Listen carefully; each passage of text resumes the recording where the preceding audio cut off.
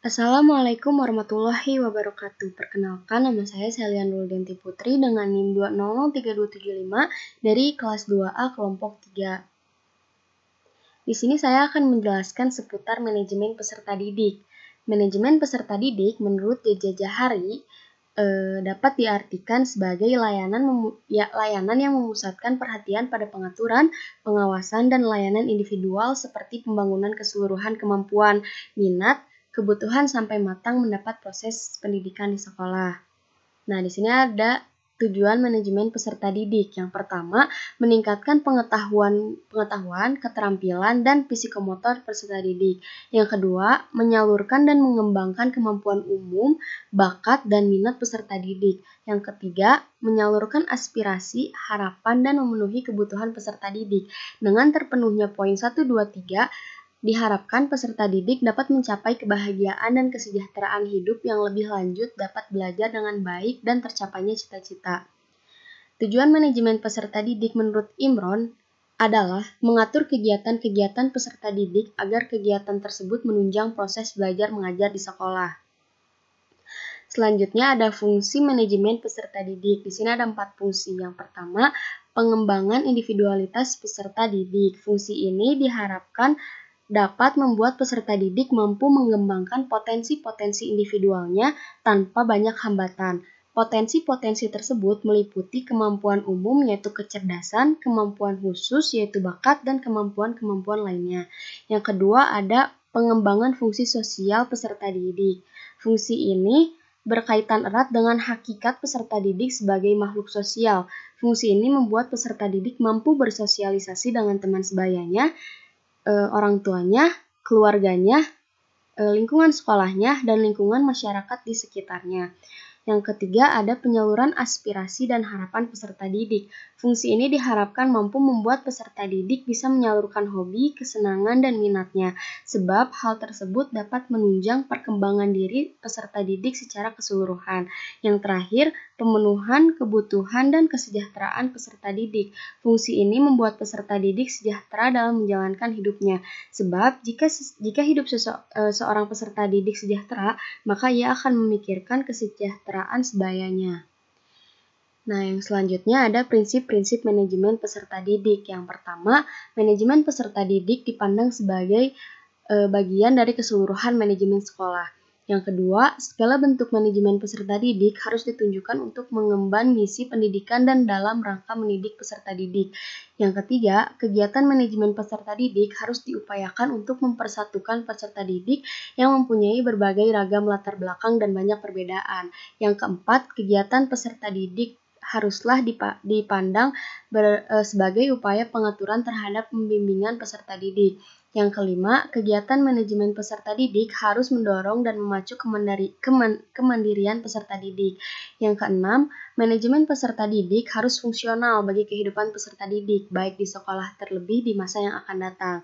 Dan yang terakhir, penyelenggaraan manajemen peserta didik mengakui karakteristik peserta didik, antara lain intelektual, minat, bakat, kebutuhan pribadi, pengalaman, serta keadaan fisik. Nah, selanjutnya ada pendekatan manajemen peserta didik. Yang pertama, pendekatan kuantitatif.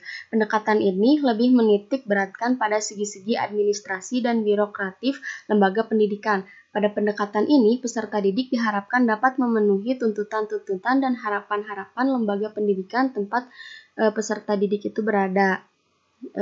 Yang kedua ada pendekatan kualitatif. Dibandingkan dengan pendekatan kuantitatif yang bertujuan peserta didik menjadi mampu, pendekatan ini bertujuan untuk membuat peserta didik menjadi senang dan sejahtera. Asumsi pendekatan ini adalah jika peserta didik senang dan sejahtera, maka mereka dapat belajar dengan baik. Selain itu, mereka juga akan senang mengembangkan dirinya sendiri di lembaga pendidikan yang mereka tempati. Pendekatan ini juga menekankan perlunya penyediaan iklim yang kondusif dan menyenangkan bagi pengembangan diri secara optimal. Dan yang terakhir ada pendidikan terpadu. Pendekatan ini merupakan panduan antara kedua pendekatan di atas. Di dalam pendekatan ini, peserta didik diminta memenuhi tuntutan-tuntutan birokratif dan administratif di sekolah, dan sekolah juga menawarkan insentif-insentif lain yang dapat memenuhi kebutuhan dan kesejahteraan peserta didik. Misalnya, peserta didik diminta untuk menyelaksanakan tugas berat yang diberikan dari pihak lembaga pendidikan. Lembaga pendidikan menyediakan iklim yang kondusif untuk menyelesaikan tugas-tugas tersebut. Di sini ada ruang lingkup manajemen peserta didik. Yang pertama, perencanaan peserta didik. Peserta didik harus direncanakan karena dengan adanya perencanaan, segala sesuatu dapat dipikirkan dengan matang dengan memperhatikan seluruh aspek yang melingkupinya. Yang kedua, penerimaan peserta didik baru. Penerimaan peserta didik baru adalah salah satu kegiatan manajemen peserta didik yang sangat penting. Dalam penerimaan peserta didik baru ini meliputi beberapa tahapan, yaitu yang pertama, kebijaksanaan penerimaan peserta didik, yang kedua, sistem penerimaan peserta didik, yang ketiga, kriteria penerimaan peserta didik baru, yang keempat, prosedur penerimaan peserta didik baru, dan yang terakhir, problema pendidikan peserta didik baru. Nah, selanjutnya yang ketiga, orientasi peserta didik.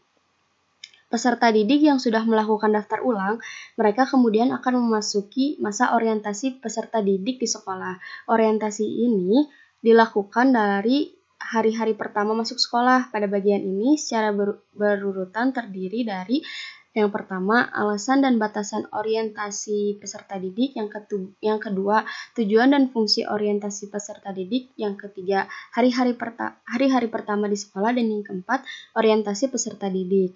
Nah, selanjutnya yang keempat, mengatur kehadiran dan ketidakhadiran peserta didik. Kehadiran peserta didik di sekolah sangatlah penting, karena jika peserta didik tidak hadir di sekolah, tentunya aktivitas belajar mengajar di sekolah tidak dapat dilaksanakan. Kehadiran peserta didik di sekolah adalah suatu kondisi yang memungkinkan terjadinya interaksi belajar mengajar. Yang kelima, mengelompokkan peserta didik. Peserta didik yang sudah melakukan daftar ulang, mereka perlu dikelompokkan atau diklasifikasikan. Pengklasifikasikan diperlukan bukan dimaksud untuk mengkotak-kotakan peserta didik, tetapi justru dimaksudkan untuk membantu keberhasilan mereka. Yang keenam, mengatur evaluasi hasil belajar peserta didik. Evaluasi hasil belajar terhadap peserta didik sangat perlu dilakukan agar diketahui perkembangan mereka dari waktu ke waktu. Evaluasi hasil belajar peserta didik ini dimaksudkan untuk mengetahui sejauh mana peserta didik telah dapat menampilkan performa sesuai yang diharapkan. Yang ketujuh ada mengatur kenaikan tingkat peserta didik. Kenaikan kelas dapat diatur sesuai dengan kebijakan dari masing-masing sekolah. Dalam kenaikan kelas sering terjadi masalah-masalah yang memerlukan penyelesaian secara bijak.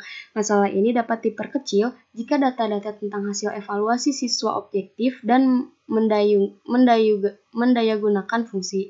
Juga, para guru harus berhati-hati dalam memberikan nilai hasil evaluasi belajar kepada siswa. Yang kedelapan, mengatur peserta didik yang mutasi dan drop out. Mutasi dan drop out seringkali membawa masalah di dunia pendidikan. Oleh karena itu, keduanya harus ditangani dengan baik agar tidak mengakibatkan keruwetan dan keribetan yang berlarut-larut, sehingga pada akhirnya akan mengganggu aktivitas sekolah secara keseluruhan. Yang terakhir ada kode etik, pengadilan, hukum, dan disiplin peserta didik. Pendidikan didasarkan atas norma-norma tertentu bagi peserta didik. Norma-norma dan aturan tersebut mengharuskan peserta didik untuk mengikutinya. Selain itu, para pendidik selayaknya juga menjadi contoh terdepan dalam hal penataan terhadap tradisi dan aturan yang dikembangkan di lembaga pendidikan. Nah, di sini ada yang tadi evaluasi peserta didik. Nah, tujuan evaluasi itu ada dua, tujuan umum dan tujuan khusus. Tujuan umumnya ada 3 poin, yaitu mengumpulkan data-data yang membuktikan taraf kemajuan peserta didik, memungkinkan pendidik atau guru menilai aktivitas atau pengalaman yang didapat, dan yang ketiga menilai metode mengajar yang digunakan. Tujuan khususnya, yang pertama, merangsang kegiatan peserta didik, menentukan sebab-sebab kemajuan atau kegagalan belajar peserta didik. Yang ketiga, memberikan bimbingan yang sesuai dengan kebutuhan, perkembangan, serta bakat peserta didik. Yang keempat, untuk memperbaiki mutu pembelajaran atau cara belajar dan metode pengajaran. Nah, 2 hal yang dapat dilakukan untuk menindak hasil evaluasi adalah program remedial dan program pengayaan.